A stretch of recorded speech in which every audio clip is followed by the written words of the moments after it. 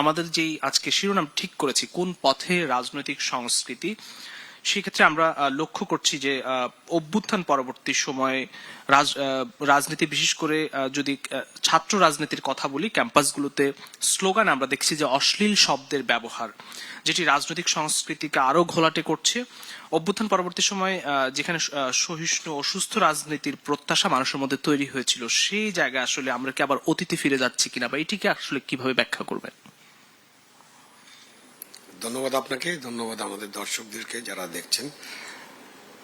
রাজনীতিতে অপসংস্কৃতি এটা নতুন কিছু নয়। রাজনীতিতে অনেক অপসংস্কৃতি নিয়ে আমরা অতীতে আলোচনা করেছি। আপনি যে জায়গাটায় পিন পয়েন্ট করছেন যে রাজনৈতিক স্লোগানগুলো, তার আগে কিন্তু রাজনীতিতে দুর্বৃত্তায়ন, রাজনীতিতে দলবাজি, চাঁদাবাজি, টেন্ডারবাজি, নানান ধরনের অপসংস্কৃতির কথা আমরা অনেক দিন ধরে আলোচনা করছিলাম যে এগুলো দূর হওয়া দরকার।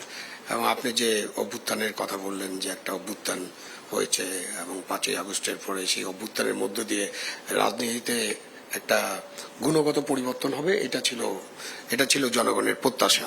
তো এই যে প্রত্যাশা বা স্বপ্ন, সেই স্বপ্নের কাছাকাছি তো আমরা পৌঁছতে পারলাম না 18 মাসে, যখন একটা অন্তর্বর্তীকালীন সরকার দায়িত্ব নিল এবং আমরা দেখলাম যে রাজনীতিতে গুণগত পরিবর্তনের চেয়ে, ভালোর দিকে পরিবর্তনের চেয়ে রাজনৈতিক স্লোগানে অশ্লীলতা ঢুকে পড়লো। আপনি যদি চিন্তা করেন যে আমাদের স্বাধীনতা যুদ্ধের সময় বা আমাদের 60-এর দশকে বা 70-এর দশকে যে স্লোগানগুলো ছিল, সেই স্লোগান তো একটা খুব ইম্পর্টেন্ট জিনিস। স্লোগান দিয়ে সংগঠিত করা হয়, স্লোগান দিয়ে মানুষকে বোঝানো হয় যে আমরা কি চাই, মেসেজটা পৌঁছানো হয়। মানে স্লোগান হচ্ছে একটা শক্তিশালী মেসেজ। তো তখন ধরেন একটা স্লোগান ছিল, তোমার আমার ঠিকানা পদ্মা মেঘনা যমুনা। তখন তো পাকিস্তানি জান্তার বিরুদ্ধে, পাকিস্তানি শাসক গোষ্ঠীর বিরুদ্ধে এবং পরবর্তীকালে পাকিস্তানি হানাদার বাহিনীর বিরুদ্ধে মানুষের ক্ষোভ, দুঃখ, বেদনা, ঘৃণা অনেক প্রবল ছিল, কিন্তু রাজনীতিতে অশ্লীলতা ওইভাবে ঢুকে পড়েনি। আর 5ই আগস্টের পরে বা তারও কয়েকদিন আগে, 2-1 দিন আগে হয়তো, প্রথম দিকে তো স্লোগান ভালো ছিল, সুন্দর সুন্দর স্লোগান ছিল, অনেক দেশের গান গাওয়া হতো মিছিলে, মিটিংয়ে, আমাদের জাতীয় পতাকা নিয়ে মিছিল করা হতো। সবকিছু একটা মনে হচ্ছিল যে না, আমরা একটা সামনের দিকে এগিয়ে যাচ্ছি। 5ই আগস্টের পরেই দেখা গেল যে স্লোগানে বিশাল পরিবর্তন। এমন এমন স্লোগান যেটা এখন তো আমরা উচ্চারণও করতে পারবো না, এমন এমন স্লোগান যেখানে নারীরাও অংশগ্রহণ করেছে, এবং আপনার শালীন পোশাকের নারী বা বোরখা পরা নারী বা হিজাব পরা নারী, তাদেরকে অংশগ্রহণ করতে দেখেছি। এবং অশ্লীল সব স্লোগান, নারীদের অঙ্গ প্রত্যঙ্গ নিয়ে স্লোগান, যেটা রাজনীতিতে আসলে একটা অস্থিরতা সৃষ্টি করেছে, একটা ঘৃণা। এবং মানুষের বাসার সামনে, যে যেমন আমাদের বীর মুক্তিযোদ্ধা ফজলুর রহমান সাহেব এখন পার্লামেন্টের এমপি, তার বাসার সামনে 7 জন 8 জন 10 জন বসে, সেখানে 2-1 জন নারীও ছিলেন।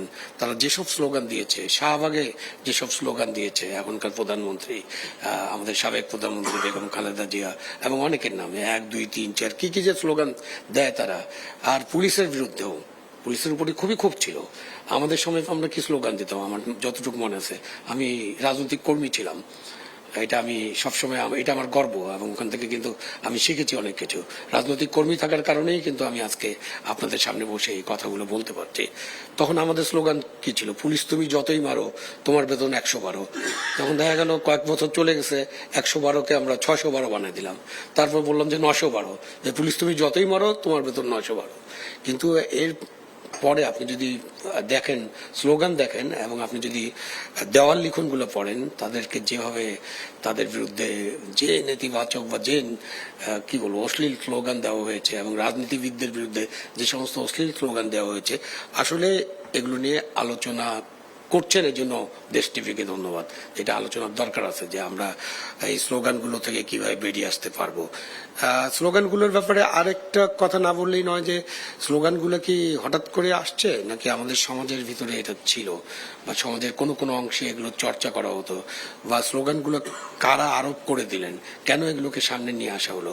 আপনি যদি গত 20 বছর 30 বছরের আমাদের সংস্কৃতির অঙ্গনটা একটু দেখেন, আমাদের নাটক, আমাদের যদি অন্যান্য সাহিত্য, একেবারে অনেক পুরানো সাহিত্য কিন্তু 2-1 জায়গায় অশ্লীল শব্দ টব্দ আছে, মানে প্রয়োজনে এসেছিল।